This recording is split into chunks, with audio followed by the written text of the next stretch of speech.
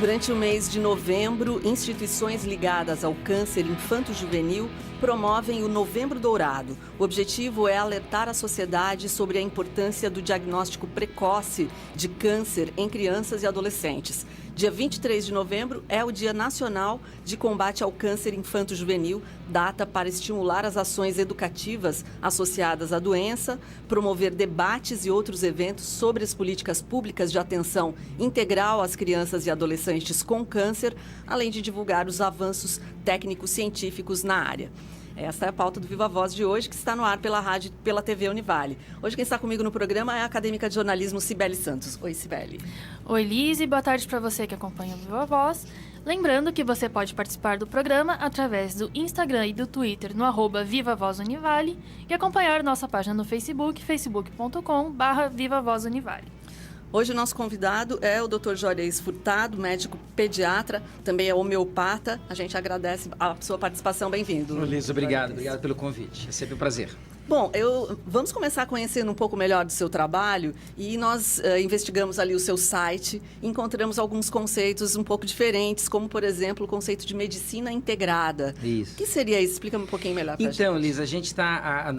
integrativa, né? Integrativa, Desculpa. integrada no sentido de que estamos tendo uma necessidade de resgatar alguns valores que a medicina ou que o cuidado com o ser humano antigamente se tinha. O próprio pai da medicina, Hipócrates, o pai da medicina ocidental, ele já trazia o conceito e a leitura de um ser humano que é integrado, por exemplo, ao meio ambiente, à natureza. Ele dizia que, por exemplo, o remédio está relacionado à alimentação, a alimentação é o remédio, ou seja, os ambientes constroem a saúde de um ser humano, os hábitos de vida, enfim. Quando a gente fala de integrativo, a gente fala da percepção que a gente tem que ter em vários níveis, que é a relação ambiente, alimentação, relação trabalho, humor, comportamento, enfim, vários aspectos de um ser humano que não é só de carne e osso. A gente na medicina tradicional, a gente é filhote da indústria farmacêutica, só da bioquímica, a gente acha que tudo é regido e que a saúde é apenas uma questão de ajuste bioquímico. E não é. Não é, porque a gente vê hoje quantos pacientes que chegam no consultório com distúrbios emocionais, levando a problemas físicos, e questões físicas levando a problemas emocionais. Então, quando eu falo de integrativo, quando a gente fala de medicina integrativa, a gente fala de um olhar que a gente chama de levado ao holos, levado ao todo. O ser humano, ele não é só carne e osso, ele tem outros corpos, se a gente for entrar na medicina chinesa, medicina antroposófica, e aí sim, se eu não trabalho com todas as partes, a gente vai ficar sectarizando, a gente vai ficar trabalhando e a gente não vai ter cura, a gente vai ter que remediação. Então, a medicina integrativa procura promover cura e trabalhar com salutogênese, produção de saúde, que é o que o paradigma até hoje que imperava nos últimos 300 anos é o da patogênese, né? Remediar doenças. A gente fala do médico, a gente lembra de, poxa, eu tenho que ir porque eu estou sentindo uma dor. E no fundo tinha que ser o inverso, né? A gente tinha que procurar um médico para se manter saudável, para que ele traga algumas dicas, orientações, suplementos e elementos que nos mantenham estáveis. Outras abordagens que você apresenta são a prática médica antroposófica e a terapia quântica e ortobiomolecular. O que são essas práticas? Então, justamente, como o ser humano ele não só tem um corpo, a gente tem uma parte do ser humano que sente o mundo e uma parte que se relaciona com o mundo afetivamente, por exemplo. A medicina, essas terapias, a medicina antroposófica vê um ser humano, por exemplo, um ser humano espiritualizado. Cientificamente, eu posso avaliar um ser humano dessa maneira, não religiosamente. Na física quântica, que é a física moderna ou a medicina quântica, ela vem falar, e olha que interessante, quando a gente fala de espiritualidade, quem é religioso pode até entender um pouco esse aspecto. Quem não é ateu já tem uma dificuldade de entender. Só que a física moderna, aquele que estuda a matéria, aqueles professores que estudam a matéria, eles já chegaram a um consenso de que no fundo a matéria não existe. No fundo é 1% do mundo real que nós temos que entender que já não é só material físico. Então tu vê, a física moderna já está nos mostrando que existe um mundo espiritual, para vocês terem uma ideia. A física moderna traz essa leitura. E através de uma leitura que não é assim, eu posso trabalhar com o ser humano não só bioquimicamente, eu não preciso usar só uma dipirona, um paracetamol para segurar alguns elementos ou um antibiótico. Eu posso, através de frequências, medicamentos como a homeopatia também trabalha com remédios que não estão ali dentro daquele vidrinho. Você não tem uma grama de, por exemplo, Nux vomica, que é uma plantinha. Eu não tenho. Eu tenho ali só, digamos, a frequência vibratória molecular que vai tocar no meu corpo e transformar e mexer a nível molecular, a nível físico, de órgãos, de função. E por isso que a gente hoje observa resultados com isso. Então não é uma coisa também só utópica ou a nível de pensar e de ideias. Isso é na prática que a gente observa.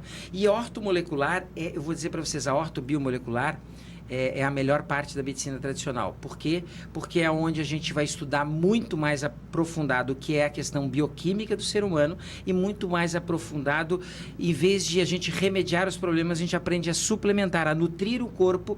E sabendo, Hipócrates já dizia que nós temos um médico interior, a gente nutrindo esse médico interior, a gente já reestrutura e volta à saúde. É isso que a gente precisa fazer. É apostar no ser humano, não apostar nos remédios, é impulsionar qualidades que um ser humano tem que ter a níveis físicos, mentais, emocionais, e aí sim eu vou ter um ser humano saudável. Bacana. Agora, doutor Juarez, de que forma essas abordagens contribuem para o tratamento de crianças com câncer?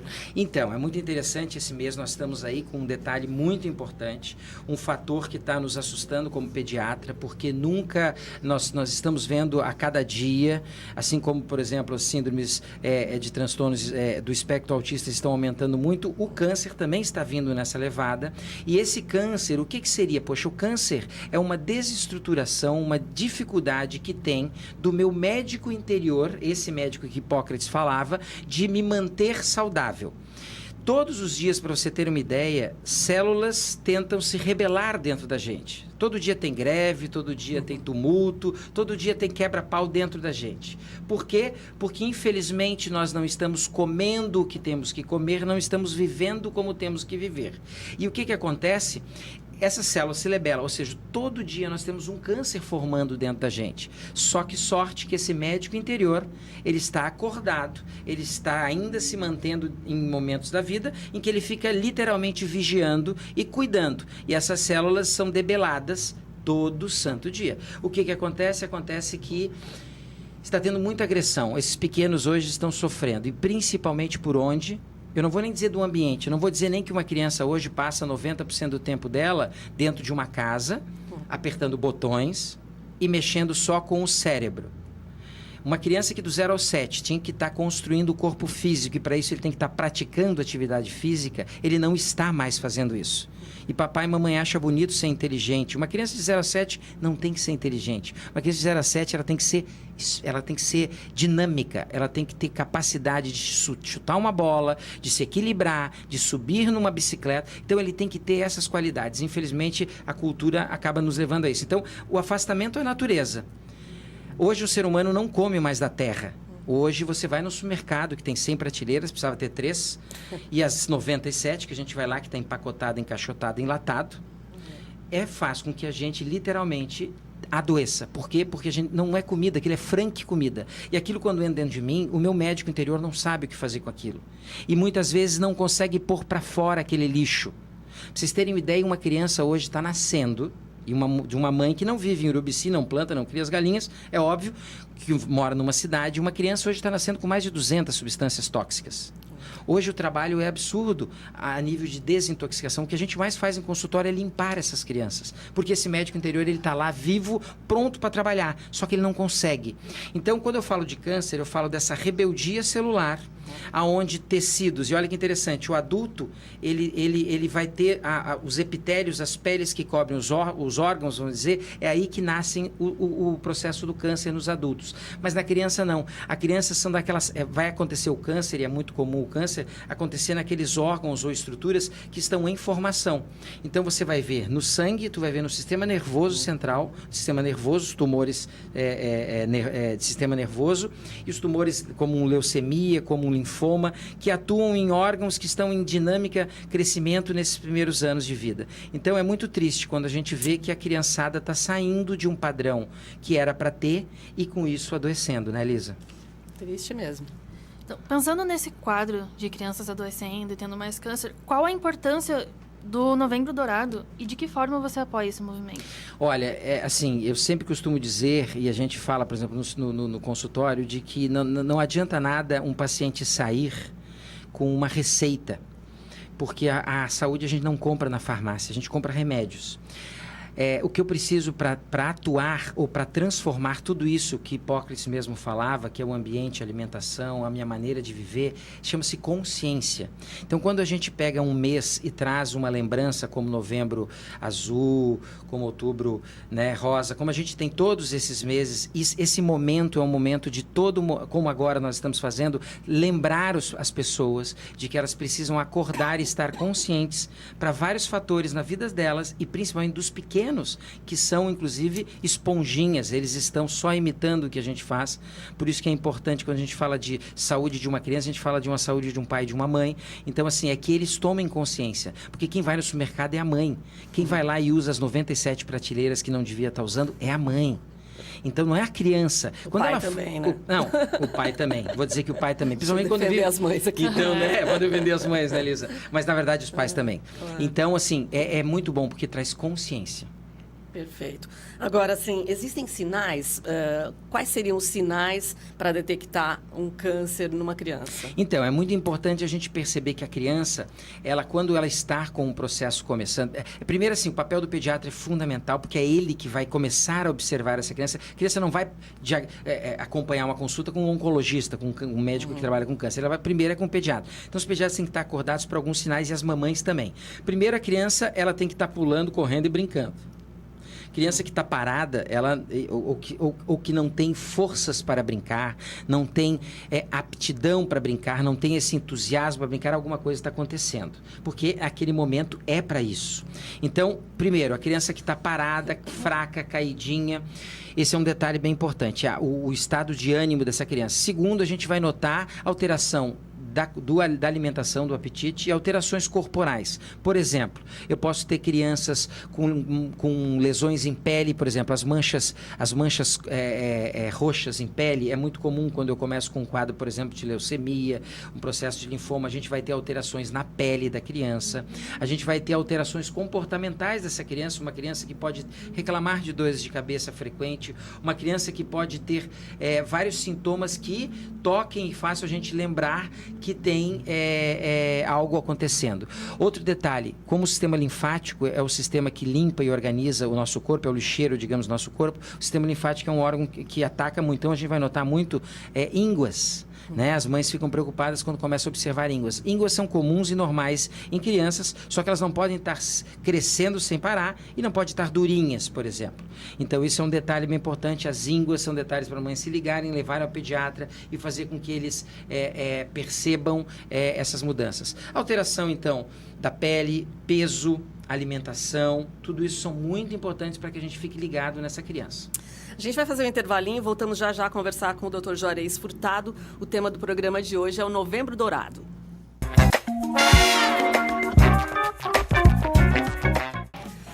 Já estamos de volta. Hoje o tema do programa é o câncer infantil. Nós estamos no Novembro Dourado, conversando com o Dr. Juarez Furtado.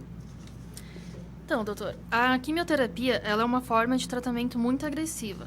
Como as crianças e adolescentes lidam com essas sessões e como essas abordagens diferentes podem ajudar a criança a lidar com isso? Eu vou dizer que a parte mais difícil de um câncer, às vezes, não é o câncer em si. A parte mais difícil é um tratamento. Porque desde a medicina tradicional, nós temos a quimioterapia como um dos instrumentos para se trabalhar. E quando eu falo, o próprio termo está falando, é uma quimioterapia, que é para atuar em cima de células machucadas ou células desorganizadas, mas no fundo não pegam só essas células. Então a criança acaba se desvitalizando, assim como um adulto também muito, e aí a gente precisa ter vários suportes. Uma criança tem que ter suporte nutricional, suporte hídrico e um suporte emocional muito grande, porque você imagina uma criança que era para estar correndo e pulando, ela vai passar semanas, às vezes, né, ou meses até dentro de um hospital. Então, assim, as equipes que trabalham com isso são fantásticas, porque elas se entendem que tem que ter o lúdico, tem que trazer atividades, tem que ter música, tem que ter cantos, tem que ter coisas que literalmente tranquilizam valorizem a alma dos papais e das mamães e das crianças que estão ali. Então, assim, a quimioterapia ela é pesada, muitas vezes necessária e importante, tem que ser usada, só que aí a gente pode estar junto com outras terapias também ajudando essa criança. Então, isso que é importante. Daí, por exemplo, a homeopatia seria uma forma de a homeopatia contribuir? seria uma delas, porque a gente trabalha a nível energético, que a gente chama, que é esse outro paradigma que a física moderna veio trazer, né? Não somos mais matéria, somos energia, muito mais energia que matéria. Então, quando eu trabalho, eu posso trabalhar com homeopatia, eu posso trabalhar com a ortomolecular, eu posso trabalhar com antroposofia, eu posso trabalhar com medicamentos vibracionais quânticos, que são maravilhosos. Tudo isso para fazer o quê? Quando eu entro com uma quimioterapia, eu vou estar intoxicando, digamos, esse fígado dessa criança, esses órgãos que limpam essa criança. O que eu tenho que fazer? Eu tenho que ajudar esses faxineiros do nosso corpo. Então, a gente pode literalmente reduzir vários sintomas que acontecem, né, Elisa e Sibeli? Sintomas que são como vômitos, náuseas, aquele mal-estar que a gente carrega, que a criança vai carregar, porque literalmente ela está morrendo como um todo. A quimioterapia ela enfraquece como um todo, para depois aquelas células, as melhores nossas, tentar se superar e a criança voltar ao normal. Mas eu tenho sim, a gente tem várias técnicas para fazer, e eu vou dizer que uma das partes mais importantes está a nível nutricional, a nível de hidratação também. E essas crianças que enfrentam o câncer e os seus pais, eles recebem algum suporte psicológico?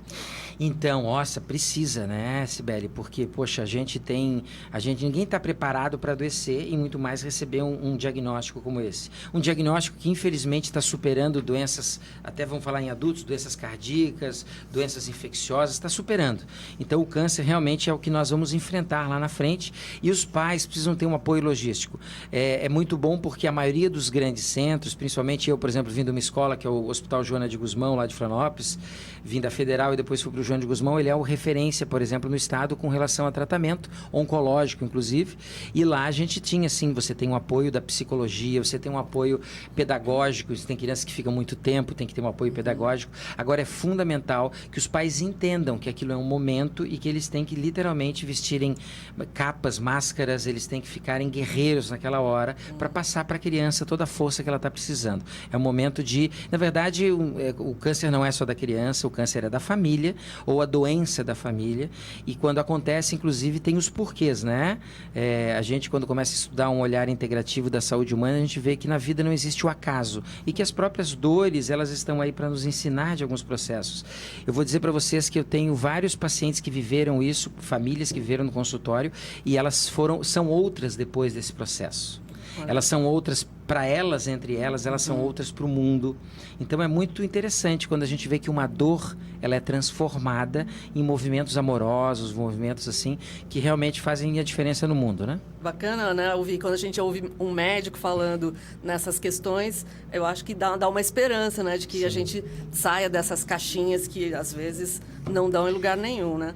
Agora, não sei se você acompanha, Dr. Juarez, o tratamento oferecido na rede pública, por exemplo. Sim, né? sim, eu trabalho na rede. Como é que você avalia a qualidade desses tratamentos? Então, a qualidade é boa. O que a gente tem e que a gente não deve pecar é justamente no tempo do diagnóstico. O grande segredo do câncer está no tempo do diagnóstico. O tempo em que a gente tem que ter. A gente tem que ser rápido. Por isso que o pediatra tem que estar com o olhar bem aberto e rapidamente. E, tristemente, uma coisa que peca e que eu espero que mude agora nesses próximos anos aí, né? Tivemos grandes mudanças aí no cenário político, é que mude o quê? Que mude, por exemplo, o tempo de fazer os exames, né? O tempo de realizar. Poxa, hoje, às vezes, você tem paciente... Ontem eu estava escutando um paciente que demora 1 ano para fazer um exame. Quer dizer, isso não pode acontecer. Né? Eu acho que estamos cansados de ver dinheiro ir para um ralo ou ir para contas pessoais e não ir para uma questão pública como essa. Então, eu acho que assim, a grande questão mais da saúde pública é que a gente tem que drenar e fazer com que o dinheiro para a saúde fique e que realmente seja usado. Nós temos medicamentos, possibilidades, temos instrumentos, aparelhos para poder detectar, só precisamos que isso esteja sendo usado rapidamente, né? E sem esse viés aí político e ruim, né, que estava sendo. Claro, perfeito. A iniciativa Novembro Dourado não é muito divulgada, apesar de sua importância. O que pode ser feito para conscientizar as pessoas a respeito dessa doença que atinge adultos, crianças, adolescentes, enfim? Então, tu vê, o Novembro Azul, ele é mais falado, mas as nossas pequenas precisam desse detalhe. Então, assim, é dentro do nosso métier médico, pediátrico, que a gente tem que estar falando nas escolas, é com os pais diretamente, é com programas como os de vocês, que tem que estar, né, que chegam à população e que trazem essa consciência. Eu acho que para os próximos anos, eu acho que vai ter que estar igual esse apoio logístico de mídia, né? Novembro Azul e Novembro Dourado. Eu acho que o Novembro Dourado é até mais importante porque nossos pequenos, eles hoje o índice é muito alto e a gente está precisando apoiá-los também. Falando em índices altos, nós pesquisamos aqui, de acordo com o Instituto Nacional do Câncer, estima-se que mais de 9 mil casos novos apareçam por ano, especificamente de câncer infanto-juvenil, né? 9 mil. Dos 400 mil em média anual que a gente tem de diagnósticos. Isso que eu digo diagnóstico, porque muitos nem são diagnosticados às vezes, né? Mas assim, de diagnóstico nós temos 400 mil e temos esses 9 a 11 mil, chega ao ano, de diagnóstico. Realmente é preocupante. É um dado, né? alto. É um dado que, se tu parar para ver há 20 anos atrás, isso não acontecia. E por que não acontecia? Porque hoje nós vivemos diferente. Hoje os nossos estilos de vida. E é isso que nós temos que estar acordado, tá? Não é assim, chegou um remédio novo, né, Elisa? Não é, de novo, saúde não se compra na farmácia, saúde se conquista. E aí é que um papai e uma mamãe têm que se ligar. Eu costumo dizer, inclusive, que quando um papai e uma mamãe têm um filho, eles ganham a chance de serem outras pessoas. Ali nasce um Juarez, uma outra Ângela, enfim, que seja, nasce um outro papai, uma outra pessoa ali. Por quê? Porque agora eu tenho um Bob Esponjinha que vai estar andando dentro de casa e que vai imitar tudo que eu fizer. E eu não preciso falar para ele. Não adianta eu dizer para ele, meu filho, não tome Coca-Cola, se eu estou escondendo atrás de mim um copo de Coca-Cola. Eu tenho que, na verdade, ir através do meu exemplo e através da imitação, principalmente nos primeiros 7 anos, que eles vão aprender. Então, assim, nasce uma responsabilidade muito grande e uma possibilidade de criar um serzinho maravilhoso. O diagnóstico precoce é fundamental para o tratamento bem-sucedido do câncer. Quais as chances de cura, caso o câncer seja descobrido logo no início? Então, hoje nós temos, com os medicamentos, não só com a químio, mas com todos os outros elementos da medicina integrativa que a gente tem, nós temos vários medicamentos e várias possibilidades. O segredo está em achar rápido, porque quando aquela célula começa a se rebelar, se ela começa a se espalhar, digamos assim, quando a gente pega, por exemplo, uma metástase, já é complicado, porque ele saiu de uma região. Então, às vezes, uma cirurgia só não vai resolver, uma invasão ou só um trabalho no local é que não vai resolver. Então, tem que ser imediato mesmo, tem que ser rápido. Agora, existe algum grupo de risco para câncer infantil? Olha, grupo de risco, eu vou dizer que hoje todos entram no grupo de risco. Eu acho que o grupo de risco maior são daquelas crianças, eu vou dizer que os urbanos têm mais risco do que os rurais. Porque, literalmente, tu vê, nos Estados Unidos, e eu até brinco, às vezes eu até receito para algumas mamães, Lisa, lá já tem, você receita a natureza, você bota no receituário natureza, 3 vezes por semana, papai tem que levar na praia, tem que levar pisar na grama, e isso até pro papai também. Então, assim... já cura a família inteira. Já cura a família inteira. Então, assim, quem está em contato com a natureza, comendo comidas saudáveis, os agrotóxicos, vamos entrar nesse aspecto. O lixo que a gente come, e muito desse lixo está nos agrotóxicos. Infelizmente, e aí entramos na política, a política em cima da agricultura e dos cuidados vai ter que ser mudada, porque hoje nós somos o país que mais ingerimos lixo, e esse lixo nos agrotóxicos literalmente estão detonando a gente. Hoje as glândulas se detonam com esses agrotóxicos, e não só as glândulas, as células estão se detonando. Hoje, como eu falei para vocês, o meu maior trabalho hoje no consultório é limpar os pacientes, é fazer com que um fígado trabalhe bem, é fazer com que vários elementos aconteçam para que ele se livre desse processo. E por que a escolha da cor dourada para representar a luta contra essa doença? O dourado é pelo valor, né? Eu creio que até pelo valor que se tem das crianças, eu acho que é o maior bem que a gente tem e é o nosso ouro, literalmente. Então, o dourado aí é no sentido de que se eu não cuido de uma criança, meu Deus, eu vou ter um adulto com problemas, eu vou ter um adulto que vai trazer questões, meu Deus, vai ter gastos, vai ter com saúde, com tudo. Então, é um momento bem delicado da criança e ela merece o dourado. Crianças valem ouro, né? Valem ouro.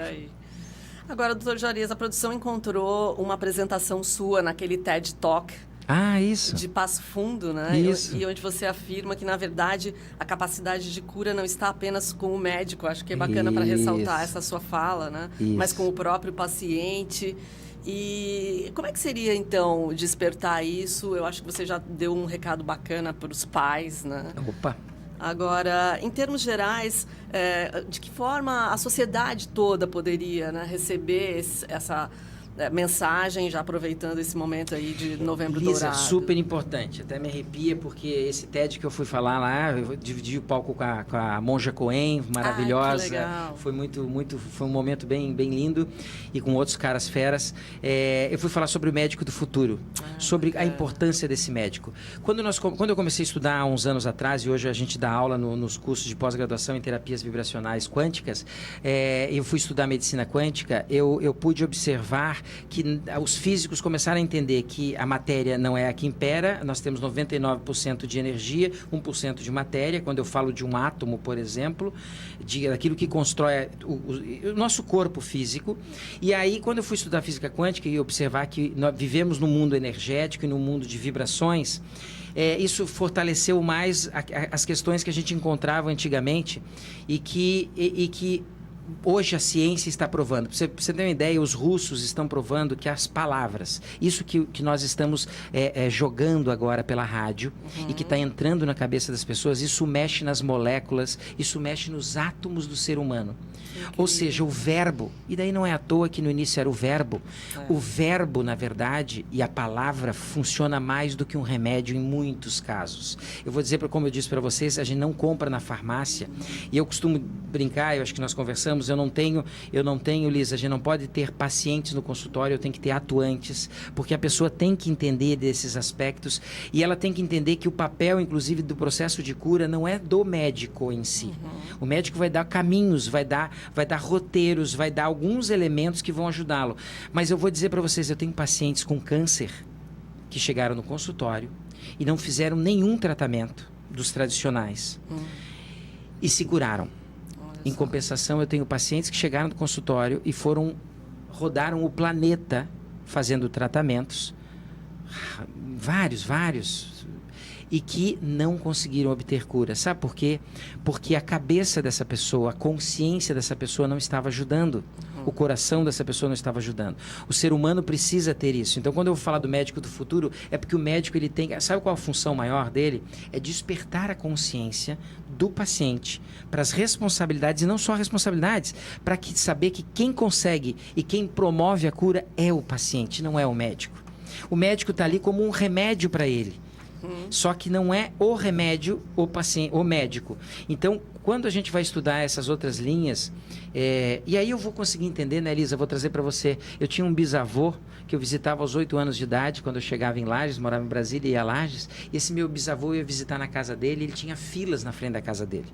E essas filas, eu parava para dar um beijinho nele, ele ia atender essas pessoas, ele ia me dar um beijo, eu sentia um cheiro, que hoje eu sei que é de arruda.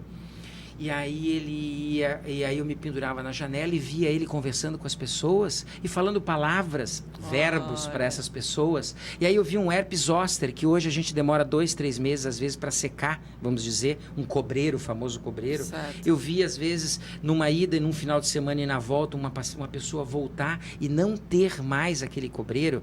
É porque meu avô, naquela época, ele já sabia da física, ele já estudava física quântica, ele já ali praticava, ele era um cara de boas palavras, de bons dizeres, ele era um benzedor.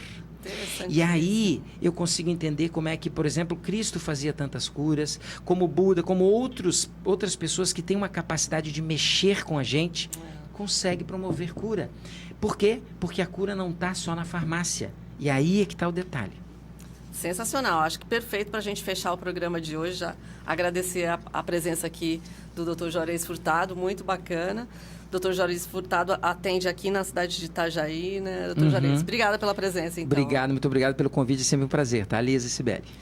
Obrigada, Dr. Juarez, obrigada, Elisa, e obrigada para você que nos acompanhou até agora. Lembrando que o Viva Voz continua nas redes sociais. Até o próximo programa. Tchau, tchau. Tchau.